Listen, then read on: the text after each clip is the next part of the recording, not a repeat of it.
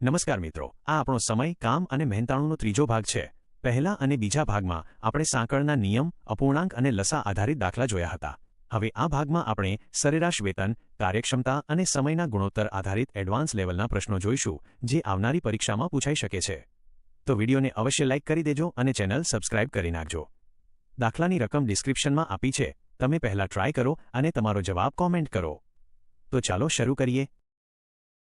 9મો દાખલો છે, જેમાં આપણે પુરુષો અને સ્ત્રીઓના સરેરાશ વેતન પરથી તેમનું વ્યક્તિગત દૈનિક વેતન શોધતા શીખીશું. સવાલ છે, એક ચોક્કસ ફેક્ટરીમાં 560 પુરુષો અને 440 મહિલાઓ કામ કરે છે અને તેમનું એક દિવસનું સરેરાશ મહેનતાણું 30.50 રૂપિયા છે. જો મહિલાને પુરુષની સરખામણીએ 5 રૂપિયા ઓછા મળે તો તેમનું દરરોજનું મહેનતાણું કેટલું હશે? જુઓ, અહીંયા કુલ કામદારો 560 વત્તા 440 એટલે કે 1000 છે. તેમનું સરેરાશ વેતન 30.50 છે, તો કુલ વેતન 1000 ગુણ્યા 30.50 એટલે કે 30,500 રૂપિયા થાય. હવે મહિલાને 5 રૂપિયા ઓછા મળે છે, તો આપણે 440 મહિલાઓના 5 રૂપિયા એટલે કે 2200 રૂપિયા કુલ વેતનમાં ઉમેરી દઈએ તો 30,500 વત્તા 2200 એટલે કે 32,700 રૂપિયા થાય. આ 32,700 રૂપિયા હવે 1000 લોકોમાં સરખે ભાગે વહેંચીએ તો દરેક પુરુષનું વેતન 32.7 રૂપિયા મળે. મહિલાનું વેતન તેનાથી 5 રૂપિયા ઓછું એટલે કે 27.7 રૂપિયા થાય. આમ સાચો જવાબ ઓપ્શન સી 32.7 અને 27.7 આવશે. આ જ દાખલાને આપણે સરેરાશની ટૂંકી રીતે પણ ગણી શકીએ.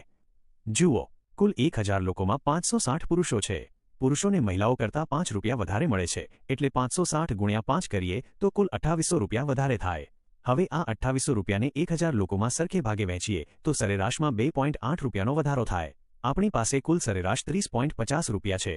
તેમાંથી આ વધારાના 2.8 રૂપિયા બાદ કરીએ તો સીધું જ મહિલાઓનું વેતન 27.7 રૂપિયા મળી જાય અને પુરુષોને 5 રૂપિયા વધારે મળે છે, એટલે તેમનું વેતન 32.7 રૂપિયા થાય. તમને જે રીત સહેલી લાગે તેનાથી ગણી શકો છો. હવે આગળ જોઈએ. 10મો દાખલો છે, જેમાં આપણે એ શીખીશું કે જ્યારે કામ પૂરું કર્યાના જે રૂપિયા મળે તેને લોકોની કાર્યક્ષમતા મુજબ કઈ રીતે વહેંચવા. એ એકલો એક કામને 6 દિવસમાં અને બી એકલો 8 દિવસમાં કરી શકે છે. એ અને બીએ 4400 રૂપિયામાં તે કામ કરવાનું હાથ ધર્યું. સીની મદદથી તેઓએ 3 દિવસમાં કામ પૂર્ણ કર્યું. તો સીને કેટલી ચૂકવણી કરવાની રહેશે? જુઓ, અહીંયા આપણે સૌથી પહેલા ત્રણેયની રોજના કામની ક્ષમતા શોધવી પડે. એ 6 દિવસ લે છે, બી 8 દિવસ લે છે અને ત્રણેય ભેગા મળીને 3 દિવસ લે છે. 6, 8 અને 3નો લસા લઈએ તો 24 આવે, એટલે કે કુલ કામ 24 છે. હવે એ 24 કામ 6 દિવસમાં કરે એટલે રોજનું 4 કામ કરે. બી 24 કામ 8 દિવસમાં કરે એટલે રોજનું 3 કામ કરે અને ત્રણેય ભેગા મળીને 24 કામ 3 દિવસમાં કરે એટલે રોજનું 8 કામ કરે. હવે ત્રણેયનું ભેગું કામ 8 છે, જેમાંથી એ અને બીનું કુલ કામ 7 કાઢી લઈએ તો સી રોજનું 1 કામ કરતો હશે. આપણને ખબર છે કે રૂપિયા હંમેશા કામની ક્ષમતા મુજબ વહેંચાય.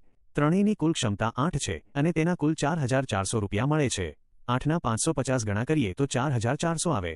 આપણે સીની ચૂકવણી શોધવાની છે. સીની ક્ષમતા 1 છે, તો 1ના પણ 550 ગણા કરીએ એટલે સીધા 550 રૂપિયા થાય. આમ સાચો જવાબ ઓપ્શન બી 550 રૂપિયા આવશે. હવે આગળ જોઈએ. 11મો દાખલો છે, જેમાં આપણે એ શીખીશું કે જ્યારે સમયનો ગુણોત્તર આપ્યો હોય ત્યારે કોઈ એક વ્યક્તિ તે કામ કેટલા દિવસમાં પૂરું કરશે તે કઈ રીતે શોધવું.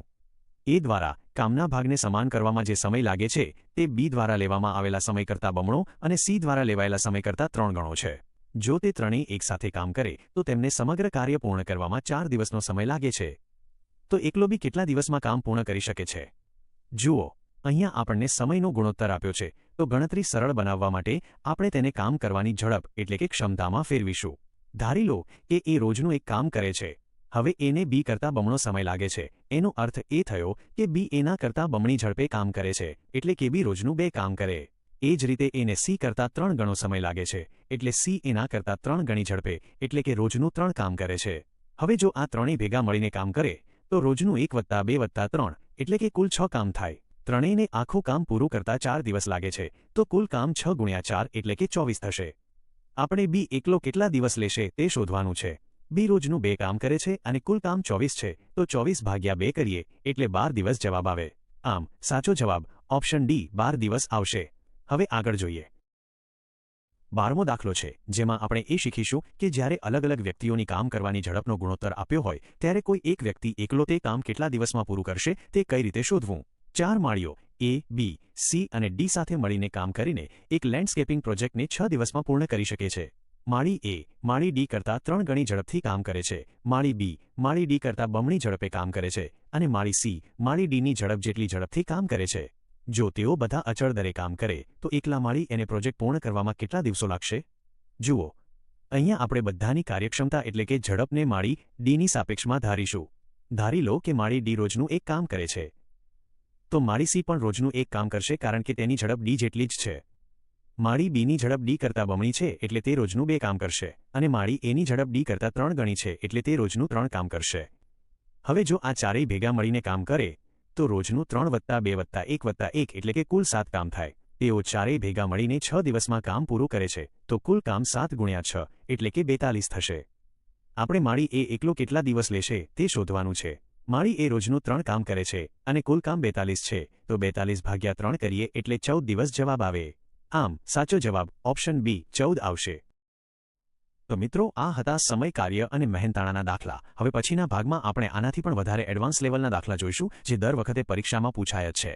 ત્યાં સુધી પ્રેક્ટિસ કરતા રહો. વિડીયોને લાઇક કરો, શેર કરો અને ચેનલને સબસ્ક્રાઇબ કરવાનું ભૂલતા નહીં. ધન્યવાદ.